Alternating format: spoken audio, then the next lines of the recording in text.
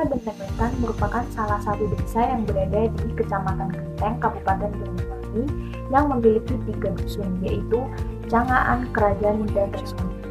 Ketiga dusun tersebut memiliki potensi yang berbeda-beda, seperti Cangaan dengan UMKM-nya, Kerajaan dengan perdagangannya, dan Desa Mulyo dengan pertanian. Tema yang akan kami bahas saat ini yaitu kegiatan perekonomian di pasca pandemi COVID-19 di sektor konstruksi. Sektor konstruksi dikonsepsikan sebagai salah satu sektor ekonomi yang meliputi unsur perencanaan, pelaksanaan, pemeliharaan, dan operasional berupa transformasi dari berbagai input material menjadi suatu bentuk konstruksi. Jika dikaitkan dari sektor konstruksi, program Kanggoriko juga memiliki unsur perencanaan, pelaksanaan, pemeliharaan, dan transformasi dari segi ekonomi penerima program Kanggoriko. Konstruksi di sini diartikan bukan secara bentuk bangunan, tetapi pembangunan dalam sisi ekonomi, dari yang sebelumnya kurang menjadi lebih baik. Pemberdayaan adalah upaya untuk membangun daya dengan mendorong, memotivasikan, dan membangkitkan kesadaran akan potensi yang dimilikinya, serta berupaya untuk mengembangkannya dan memperkuat potensi atau daya yang dimiliki masyarakat. Hal tersebut sesuai dengan program yang akan kami bahas, yaitu program Kanggoriko. Program Kanggoriko memiliki tujuan pemberdayaan yang diperuntukkan untuk rumah tangga miskin yang memiliki potensi, mulai potensi dalam diri hingga potensi yang ada di tempat tinggalnya. Kami juga mengarahkan dengan kondisi begini-begini, diajak sharing orangnya. Kira-kira sampean nanti bisa menangkap peluang atau bisa mengembangkan sebagai apa? Dan mereka bisa, aku tak buka warung peracangan, saya mau buka warung nasi. Kemudian saya membuat kue, karena di sana ada potensi banyak UMKM yang melibatkan pekerja-pekerja. Itu yang ditangkap itu. Kondisi kemiskinan yang ada di desa tentu membutuhkan dukungan, tidak hanya dari sektor ekonomi yang berupa bantuan dari pemerintah desa, tetapi juga perlu dukungan sosial berupa interaksi yang intensif, yaitu dalam bentuk partisipasi kelembagaan masyarakat desa yang harus melindungi dan berkelanjutan.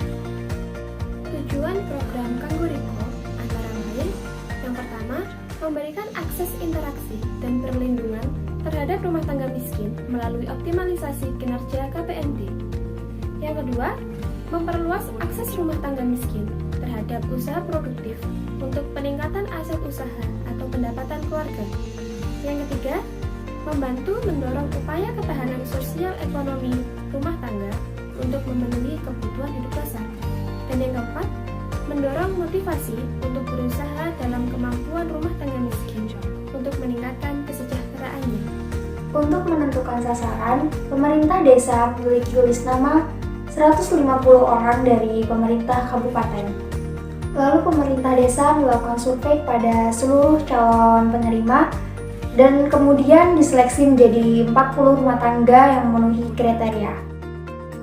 Hal ini bertujuan untuk keberhasilan pelaksanaan program Kanggoriko agar tepat sasaran, serta bisa memberdayakan rumah tangga miskin yang menjadi sasaran. Dan penerima program Kanggoriko hanya bisa mendapatkan 1 kali saja untuk bantuan ini. Untuk selanjutnya digantikan oleh calon penerima lain pada periode tahun berikutnya. Tidak semua masyarakat miskin menjadi sasaran dari program Kanggoriko. Adapun kriteria rumah tangga miskin yang menjadi sasaran adalah seorang laki-laki maupun perempuan yang memiliki perekonomian kreatif yang mampu menyebabkan mereka menjalankan fungsi sosial maupun ekonomi sebagai kepala rumah tangga. Kriterianya antara lain rumah tangga yang tercatat dalam basis data terpadu, memiliki kegiatan usaha, masih produktif dan mampu mengelola usaha, tidak menerima bantuan dari program lain, seperti program Keluarga Harapan. Hal ini bisa terdeteksi dari nomor NIK calon penerima bantuan. Orang yang benar-benar tidak mampu, tapi saya harus mencari dengan anggaran yang dalam satu anggaran itu 100 juta harus dibagikan ke 40 menteri. Berarti satu orang kan dapat 2 juta. Nah itu saya harus minati nama-nama itu, saya dapat nama waktu itu 150. Saya harus minati 40, tapi minatinya itu saya melihat orang ini mempunyai kegiatan usaha. Kalau tidak punya kegiatan usaha tidak bisa, karena kadang juga berbenturan dengan ada bantuan kayak BPNT, BKI tidak bisa.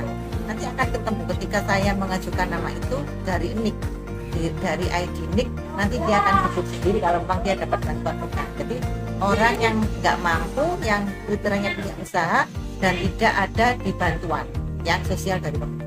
Anggaran program Kangguriko bersumber dari dana APBD Kabupaten Banyuwangi sejumlah Rp1 juta pada bantuan keuangan kepada pemerintah desa melalui alokasi dana desa.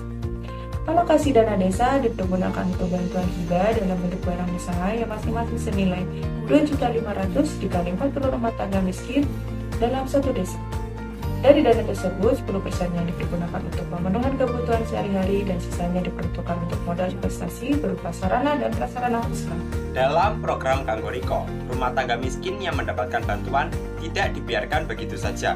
Akan tetapi selalu ada pemantauan yang dilakukan oleh BPD bersama dengan KPMD, sehingga keputusan yang ada berasal dari hasil musyawarah desa.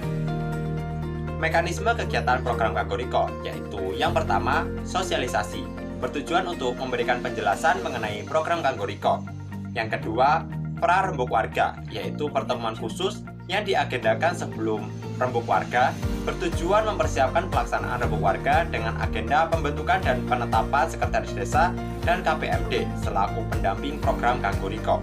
Yang ketiga, rembuk warga yang diselenggarakan oleh sekretaris desa, bertujuan untuk media sosialisasi program Kangguriko kepada stakeholder desa.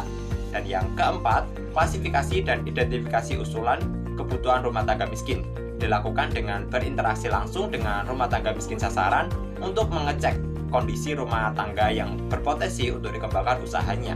Dan yang kelima, pengadaan barang rumah tangga miskin. Hal ini harus sesuai dengan hasil identifikasi kebutuhan rumah tangga miskin. Dan yang keenam, penyerahan barang bantuan kepada rumah tangga miskin. Dan yang ketujuh, pengelolaan dan pelestarian program, semacam pemantauan berkala yang bersifat random untuk mengecek apakah kegiatan usaha yang dirintis benar-benar berjalan dan berkembang dengan baik. Semoga dengan adanya program Kangguriko dapat bermanfaat bagi peningkatan perekonomian masyarakat di bawah garis marginal dan kedepannya kesejahteraannya dapat segera terwujud.